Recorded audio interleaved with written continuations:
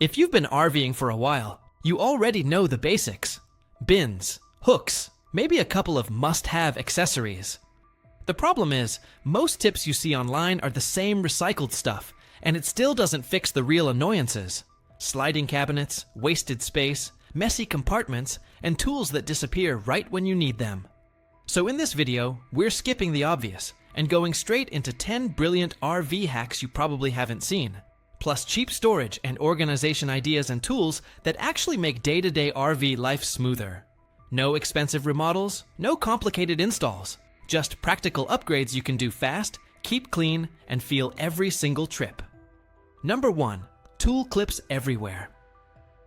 The fastest way to make an RV feel bigger is to stop letting small items drift around and steal your surfaces.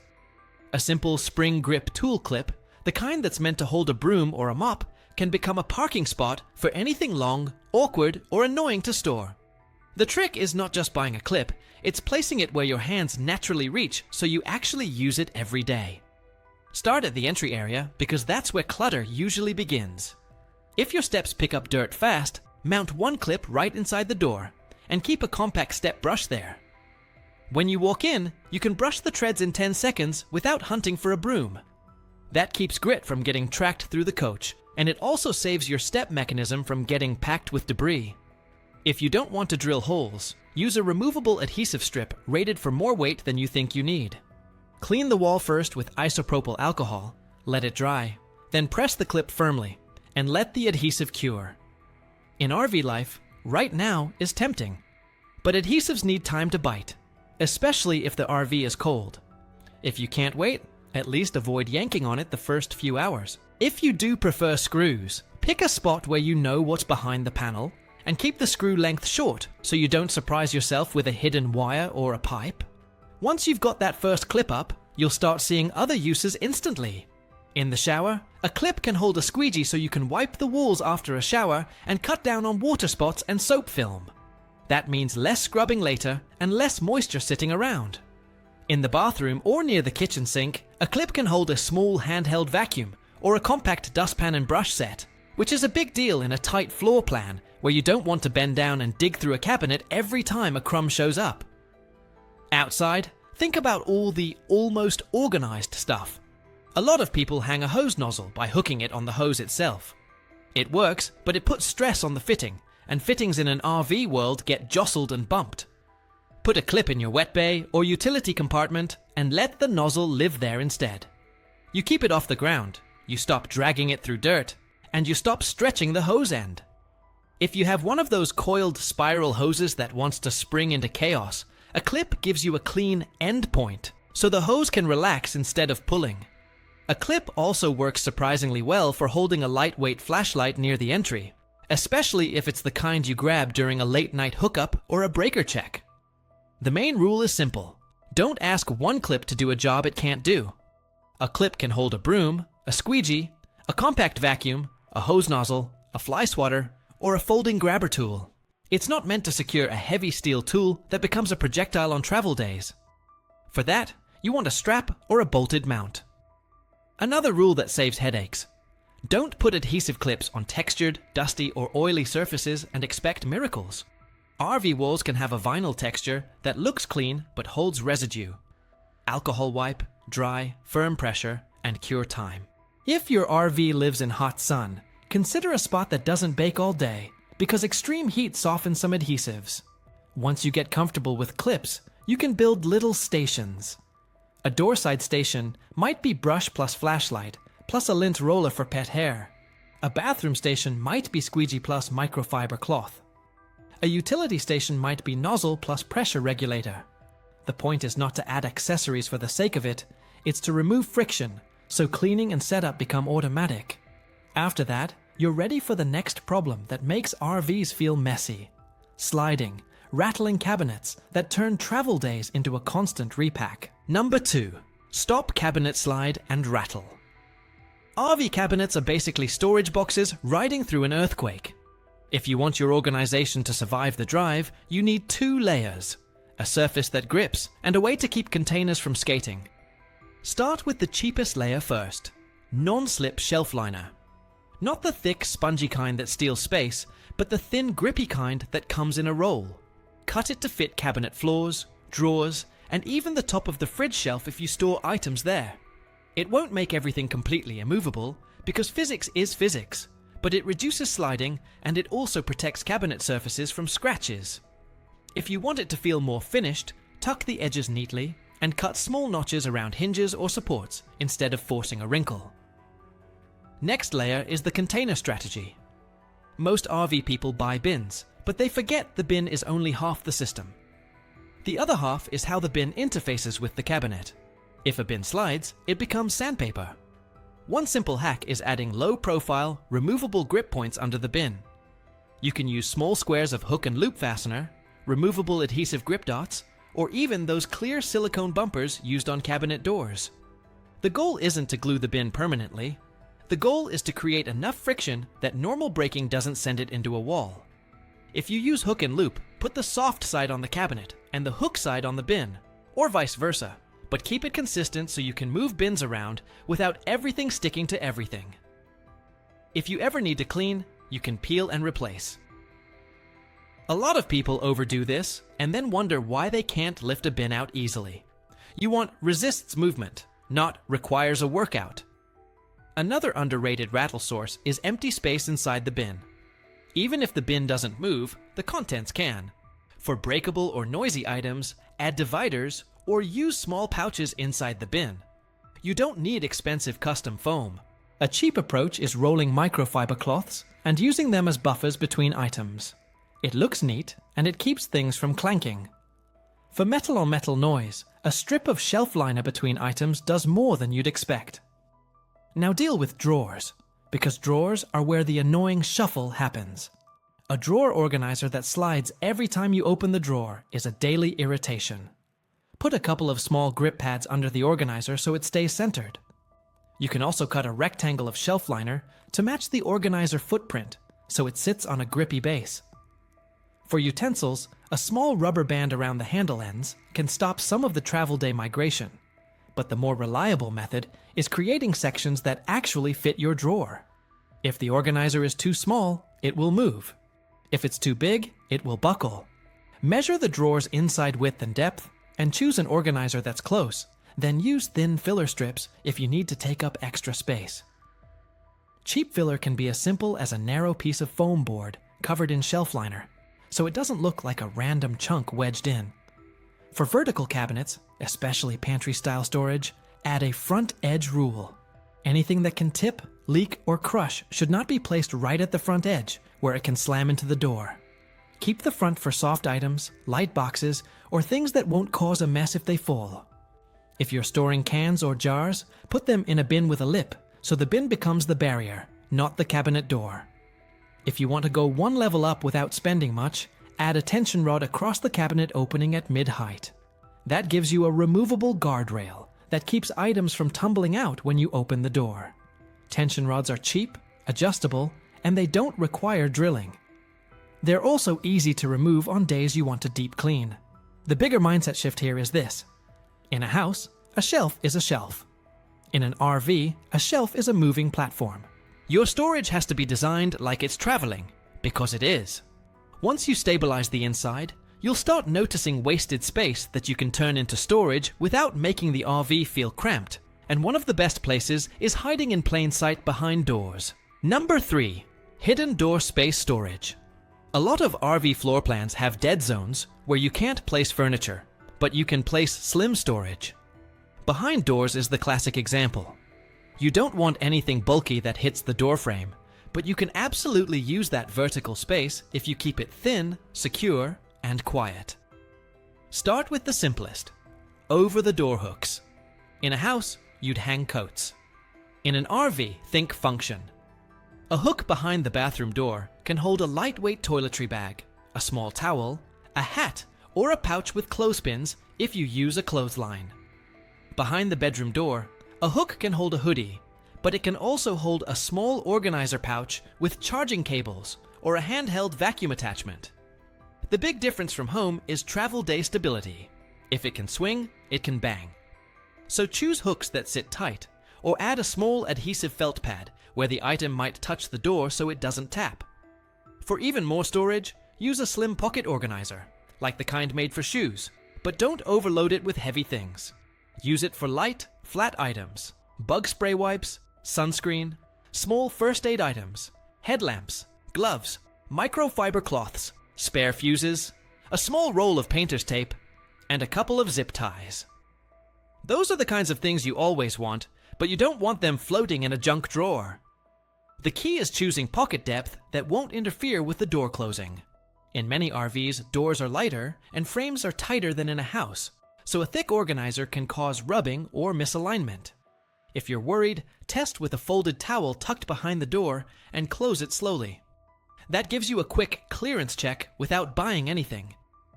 Another approach that looks cleaner is a narrow rail with small hooks mounted on the wall behind the door, not on the door itself. This avoids the door swings and everything swings with it problem. If you mount a rail, use anchors appropriate for thin RV walls or try to hit a stud. If you're not sure, keep the load light. A rail with 2 or 3 hooks can become a dedicated zone for keys, dog leash, lightweight jacket, or a small collapsible tote bag you use for grocery runs. The tote bag hack is underrated because it stops grocery items from sitting on the counter while you drive from store to campground. It also gives you a set drop spot when you enter. Now let's talk about the space behind cabinet doors, especially in the kitchen. The inside of a cabinet door is valuable real estate for flat things. You can mount a small rack for cutting boards, a holder for aluminum foil and plastic wrap, or a slim spice rack if it's not too heavy. A budget-friendly option is adhesive-backed wire organizers, but here's the real rule. If you mount anything on a door, you must check clearance with the shelves inside. RV cabinet doors often close close to shelves, so you might have only a small amount of depth to work with. If you want the simplest no drilling win, stick a small adhesive clip inside the cabinet door and use it to hold a lightweight lighter, a grill brush, or a long-handled sponge. It sounds tiny, but tiny wins are what keep RV organization from collapsing. If you have a spot behind the bedroom door that's totally unused, you can create a travel day parking lane for long items. This is where a vertical tool clip shines again. Put the clip at shoulder height and it can hold a folding broom, a lightweight stick vacuum, or a folding camp chair bag that always falls over. If the item is valuable or heavy, don't rely only on adhesive. Add a secondary retention strap, like a hook and loop strap around the item, and anchored to a small screw-in loop. That way, even if the clip pops loose in heat, the strap keeps the item from dropping. The goal with door space storage is not stuffing every inch. It's placing a few high-frequency items in spots that don't interfere with movement. That's how an RV stays calm. Fewer steps, fewer reach and search moments. Once your vertical zones are working, you can upgrade the way you store bins and gear, so cabinets stop getting scratched and you stop redoing your storage every time you relocate. Number 4. Travel-proof bins without damage. Bins are great, but in an RV they can quietly destroy cabinet floors and sidewalls if they slide and grind. The fix is building a bin system that locks in place while still being easy to pull out. Start by choosing bins that fit the cabinet like they belong there. If a bin has 2 inches of free space on both sides, it will build speed on corners and stops. If a bin is so tight you have to force it, you won't use it. Aim for a fit that leaves just enough room for your fingers. Clear bins are popular because you can see inside, but don't be afraid of solid bins if you label well. Solid bins hide visual clutter, which makes the RV feel less chaotic. Now, add a soft interface between the bin and the cabinet. The cheapest is shelf liner, but a cleaner upgrade is felt furniture pads placed where the bin corners contact the cabinet. Think of the bin as having 4 feet. If you put a felt pad under each corner, you reduce scratching and noise. If you want less sliding, use rubber pads instead of felt. If you want both, combine. A thin rubber dot in the center and felt on the edges, so it grips but doesn't squeal. If you use removable hook and loop strips, place them so the bin resists forward-back movement, which is the most common direction during braking. You don't need to cover the whole bottom. 2 or 3 small contact points are enough. One more trick that looks simple but works well, put a small stop block at the back of the cabinet. This can be a strip of wood, a piece of dense foam, or a plastic spacer. The bin slides back until it hits the stop, and it can't slam into the wall. If you use foam, it also absorbs vibration. The stop block is especially helpful in cabinets where the back wall is thin, and you want to protect it. You can attach the stop block with removable adhesive so you can clean later. Next, think about how bins behave when you open a cabinet door. Sometimes bins don't move while driving, but they creep forward over time as you pull them out and push them back. Add a front alignment mark.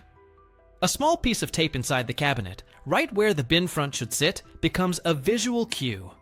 When you push the bin back, you stop at the mark.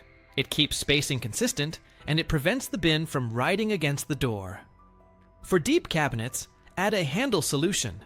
If you have to reach deep and pinch the bin edge, you'll eventually hate it. A bin with built-in handles helps. If your bins don't have handles, you can attach a small pull strap with adhesive or screws, but keep it low profile. Another cheap and effective approach is using fabric bins with stiff sides in some locations.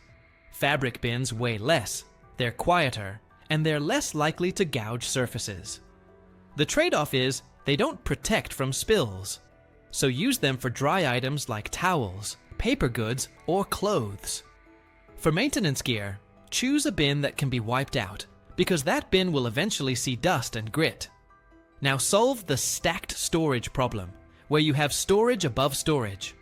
In RV cabinets, stacking makes sense, but it creates a leak and crush risk. Put heavier items lower, not just for stability, but because it protects what's underneath. Liquids always go low if you have a choice. Even if a bottle is sealed, RV movement can work caps loose. Put liquids into a secondary container, like a small lidded bin, so if something leaks, it stays contained. It's not overkill. It's the difference between a 2-minute cleanup and an hour of wiping a cabinet that smells like cleaner for weeks. If you have to place liquids higher, use a bin with solid sides and a solid bottom, not a basket-style bin with holes. Keep that bin away from paper towels and food. Also, keep high shelves for light items that don't turn into projectiles. A light box of napkins is fine. A heavy metal toolkit is not. And, while we're talking about tools, it's worth building a small, reliable, fix-most-things kit, because organization collapses fast when simple repairs get delayed. Number 5. Leak-proof liquid station. The messiest RV problems aren't always big disasters. A lot of the time, it's a small leak from a cleaner, a soap bottle, a bottle of oil, or something you assumed would never tip. The best cheap upgrade you can make is building a dedicated liquid station with 2 rules. Everything stands upright, and everything lives inside a second container. Choose a lidded bin that fits your lowest cabinet or a basement compartment, ideally near where you actually use the liquids. If you store bathroom cleaner in the kitchen because there's room, you'll either forget you have it, or you'll stop using it because it's annoying to grab. Put bathroom liquids near the bathroom. Put kitchen liquids near the kitchen. Put maintenance liquids near the utility area. Inside the bin, use cheap dividers so bottles don't knock into each other. You can buy dividers, but you can also make them. A piece of dense foam cut into rectangles works, or even small cardboard sections wrapped in packing tape to resist moisture. The divider doesn't need to look fancy. It needs to keep bottles from tipping. Also, don't store half-used bottles with weak caps if you can avoid it. If a cap feels sketchy, transfer the liquid into a better bottle before it becomes a problem. Now, label the bin with a simple category label. Bathroom, kitchen, maintenance, laundry. That way anyone can find it, and you don't end up with duplicates because you forgot what you already own. Another leak prevention trick that feels almost too simple is using stretch silicone lids or small silicone bands around bottle caps. The bands add grip and reduce the chance of a cap backing off. You can also add a small piece of painter's tape across a cap for travel days if it's a bottle you don't fully trust. It's not elegant, but it's fast and it works. Just remember to remove it when you need the bottle so you're not fighting tape every time. For sprays, you can store them with the trigger facing inward, so it's less likely to catch on something and get nudged. If you want one more level of organization, make a tiny refill kit. Put a funnel, a couple of nitrile gloves, and a few paper towels in a small zip pouch inside the bin. That way, if something leaks, you don't have to search for cleanup tools. Keep it simple and contained. Now connect this with storage safety. Liquids low, heavy stuff low, and the things you need quickly should not be buried under anything. In a lot of RVs, the best compromise is dividing your storage into access layers. The front layer is grab fast. The back layer is grab sometimes. You can enforce that with bins. Put frequently used liquids in a smaller bin at the front. Put rarely used liquids in a larger bin at the back. This keeps your daily routine smooth without losing the benefit of containment. And one more thing that's easy to forget: temperature. Some liquids don't like freezing, and some don't like extreme heat.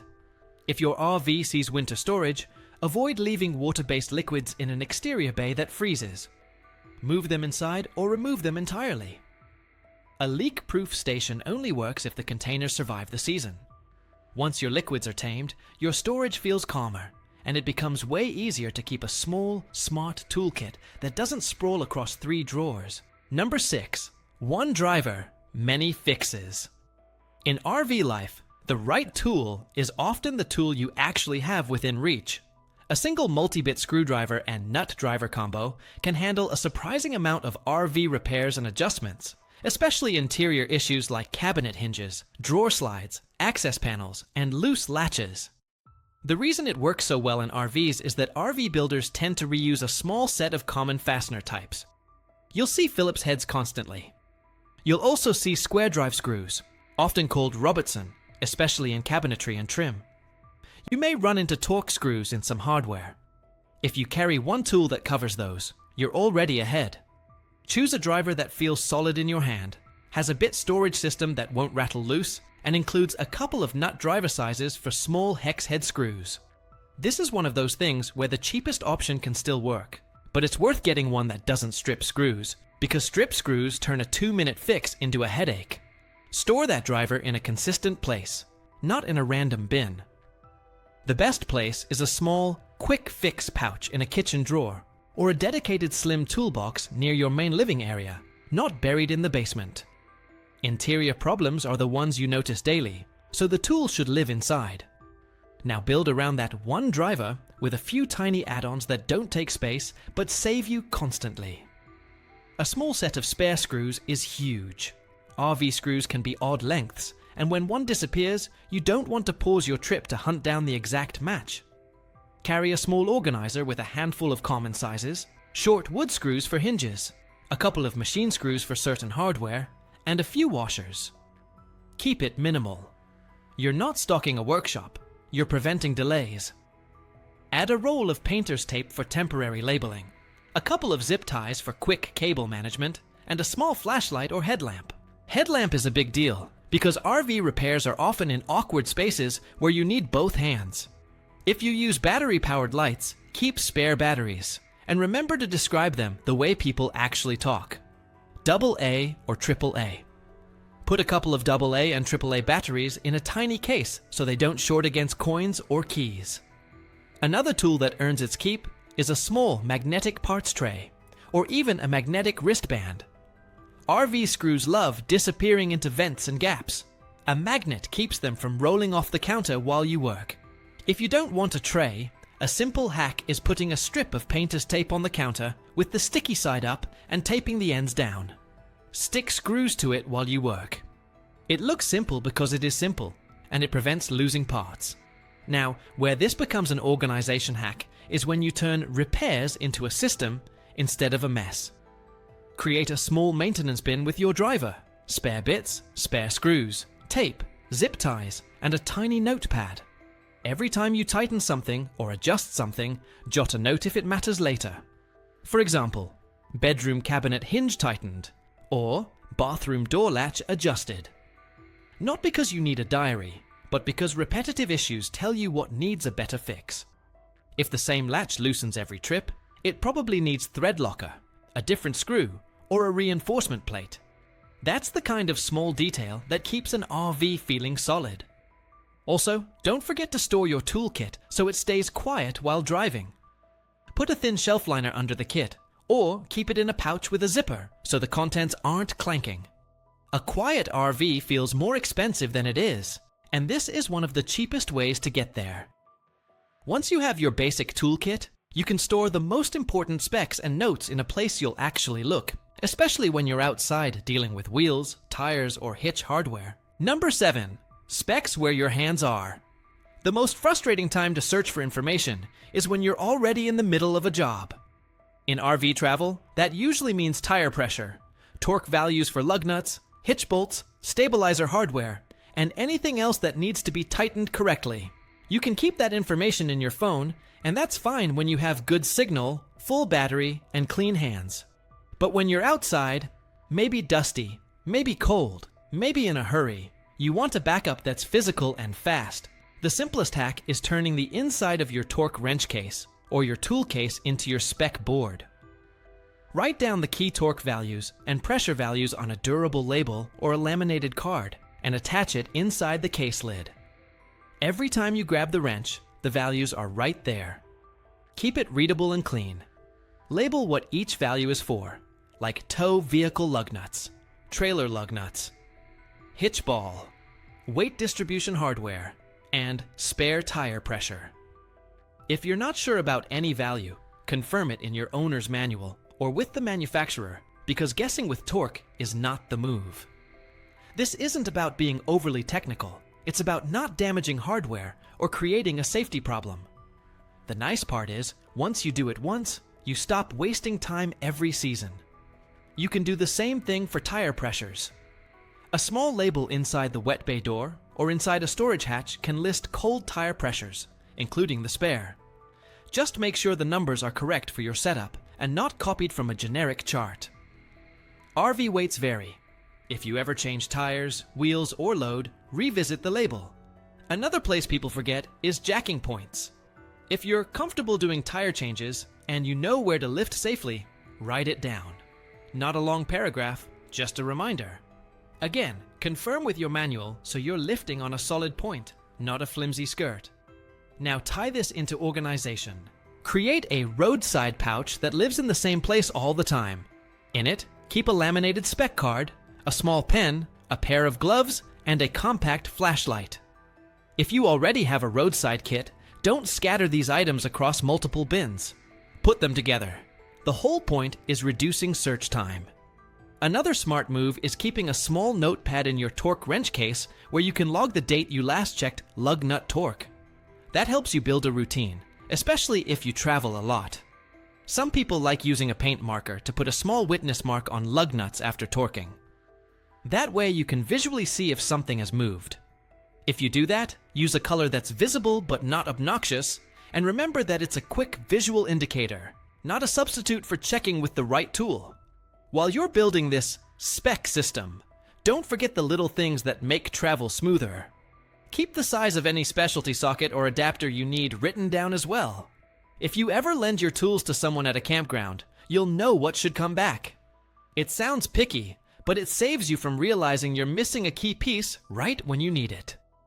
Once your specs are easy to access, you're more likely to stay on top of tire-related details. And that leads straight into one of the most practical hacks for people who run tire pressure monitoring sensors, preventing wheel scuffs and improving valve stem stability. Number 8. TPMS without wheel scuffs.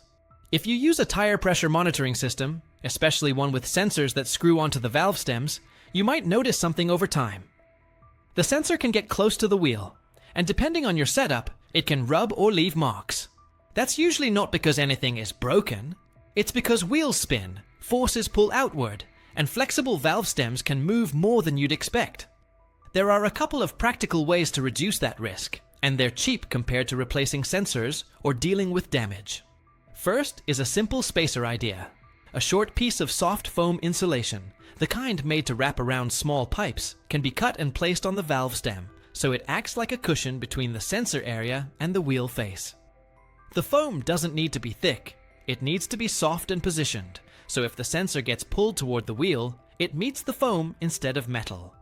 You cut it to length so it fits cleanly and doesn't interfere with the sensor threading or with adding air. If you try this, keep an eye on it after the first drive. Foam can shift. If it shifts, adjust it. Also be aware that anything you add to a rotating assembly can, in theory, affect balance, especially at higher speeds. Many people won't notice a difference, but it's still worth mentioning because wheel balance matters. If you feel a new vibration after adding anything, remove it and talk to a tire shop. The bigger, more proper conversation is valve stems themselves. A lot of trailers and RVs come with rubber-mounted valve stems. People hear rubber stem and imagine a fully rubber stem, but what matters is how it mounts to the wheel. Rubber-mounted stems can flex and shift.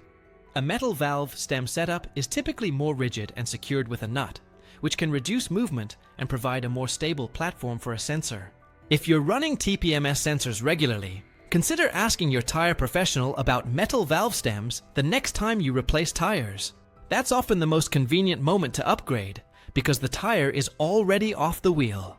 This isn't something you have to do instantly, and it's not a universal requirement, but it's a smart conversation to have. Also, check sensor fitment. Some sensors are longer or heavier than others. If your sensors stick out more, they have more leverage. If your valve stems are angled, the sensor might sit closer to the wheel. Sometimes a simple angled adapter can improve clearance, but adapters are one more connection point, so you want quality parts and you want to check for leaks. Anytime you add a connection, you test it. A quick leak test can be as simple as soapy water around the stem and the sensor after installation, watching for bubbles. Another practical habit: when you check your tires, also do a quick look at the sensor and stem condition. If the stem looks cracked or aged, address it before it fails. RVs sit in sun, heat, and weather, and rubber ages. This is one reason people like metal stems in the first place. Keep the approach simple. Reduce rubbing risk, improve stability where it makes sense, and keep your system easy to inspect. Once you're thinking about sun and aging materials, it's natural to look up at the roof and realize there's another cheap hack that protects parts most people ignore until they break. UV protection for roof plastics and vents. Number 9. UV-proof roof plastics. Roof plastics on RVs take a beating. Vent caps, plumbing vent covers, small plastic housings, and skylight components all sit in direct sun, season after season. UV exposure makes plastic brittle. It doesn't happen overnight, which is why people forget about it, and then one day you touch a vent cap and it cracks. A simple, low-cost prevention move is adding a UV shield to the most vulnerable plastic surfaces, especially the tops of small vent caps that face the sun directly. One method is using a UV-resistant repair tape designed for roofs and RV exteriors. Cut a piece that covers the top surface of the cap like a little hat. You don't necessarily need to wrap far down the sides, because the top is usually where the sun hits hardest. Clean the surface first, dry it completely, and apply the tape carefully, so you don't trap bubbles or create edges that catch dirt. Press it down firmly, and follow the tape manufacturer's instructions for temperature and surface prep. If you ever need to access a screw under that cap, you can cut a small access circle later, but the whole idea is that you won't need to mess with it as often, because you've reduced UV damage. This is not the same thing as sealing a leak. It's UV shielding. Don't use tape to cover something that needs ventilation, or to patch a structural crack without understanding what's happening. Use it as a protective layer on non-critical top surfaces that don't need to open and close. For other roof plastics like skylights and vent lids, tape usually isn't the right move, because you don't want to interfere with light or airflow. Instead, use a water-based UV protectant that's safe for plastics. Apply it periodically to keep the plastic from drying out. People have different favorite brands, but the key features are that it's water-based and meant for automotive or marine plastics.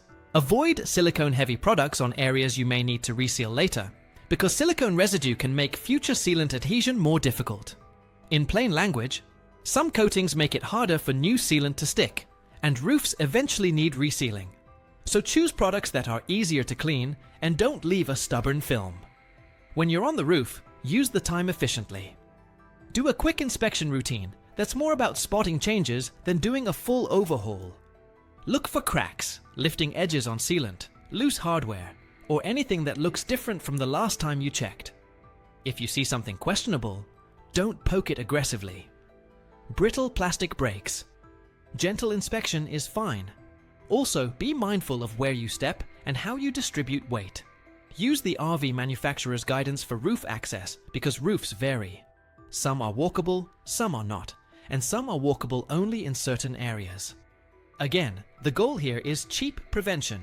Reduce UV exposure, keep plastics flexible longer, and avoid surprise failures. If you do this once or twice a season, you can extend the life of small parts that are annoying to replace. After roof work, the next most hands-on area where cheap tools save you frustration is at hookups, especially connections that get tight, sticky, or hard to grip over time. Number 10. Strap wrench for tough fittings. Some RV connections are designed to be hand-tight, but real life doesn't always cooperate. Heat, grit, awkward angles, and over-tightening from a previous day can make a cap or fitting feel glued in place. A rubber strap wrench is one of the most practical, low-cost tools you can keep because it adds grip without chewing up plastic parts. It's basically a non-marring way to apply steady force to round fittings. People think of strap wrenches for jars or filters, but in RV use, they're perfect for stubborn hose connections, certain filter housings, or caps that you don't want to damage with pliers. The key is using it correctly. Position the strap so it sits flat, tighten it so it bites evenly, then apply slow pressure. Don't jerk. A smooth pull is more effective, and it's less likely to slip. If you're dealing with any connection that could have residue on it, wipe it first so the strap can grip. If you keep a strap wrench in your RV, store it in a dedicated hookup kit bin so you don't have to dig for it. That hookup kit can also include disposable gloves, a small pack of disinfecting wipes, and a few paper towels. Not because you're being dramatic, but because clean hands and clean storage matter when you're working around exterior gear. Keep the kit contained so nothing touches your interior kitchen items. If you use the strap wrench for anything that's not clean, don't toss it back into a kitchen drawer. Keep it with the hookup gear. Another smart use is for removing or tightening stubborn water filter housings if your RV uses a canister-style filter. Again, steady pressure, no crushing. If a fitting refuses to move, pause and check why. Some parts have locking tabs or a specific direction of removal, and forcing plastic can crack it. If you're not sure, look up the part model when you have time, because replacing a cracked fitting is more annoying than taking a minute to confirm. Strap wrenches also help protect your hands. A lot of RV tasks involve gripping wet, smooth, awkward plastic. The strap does the gripping for you, and you apply force from a comfortable handle. That's useful for anyone, and it's especially helpful if you have hand pain or reduced grip strength. One more small organization win: hang the strap wrench near your wet bay, or in the same compartment as your hoses using a simple hook, a clip, or even a small bungee. If it lives with the gear it's meant for, it gets used. If it's buried in a toolbox, you'll forget you own it. And while you're setting up that compartment, treat it like a system. Give the hose nozzle a home. Give the pressure regulator a home. Keep small parts in a lidded container, and use a cheap label so you can see what belongs where at a glance without unloading the whole bay.